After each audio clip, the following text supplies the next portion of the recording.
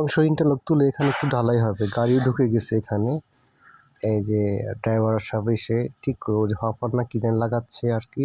আর সব বকচুতিদের এখানে লাইন ধরে দাঁড়ায় আছে দেখবো, আর আমি একটু দূরে ক্যামেরা নিয়ে দাঁড়ায় আছি একটু ভিডিও করার জন্য কিভাবে পড়ে। যাই হোক, সুইচে বসে আছে, ওখানেই আছে, সুইচ দেবে, মালও পড়বে, আস্তে আস্তে আসবে। যাক একটু দেখি কিভাবে মাল বের হয়ে গেছে। এই বকচুদের জন্য ভালো করে ভিডিও করতে পারলাম না, সামনে এসে দাঁড়ায় গেছিল, মালটা কীভাবে পড়লো সেটা দেখতে পারলাম না। যাই হোক, আজকের মতো এখানেই, ভালো থাকবেন। মাল পড়ার সাথে সাথে ওরা ওদের কাজ করতেছে, টেনে একদম লেভেল করে দেবে, একদম ইন্টারলক যে সেম সেম করে দেবে।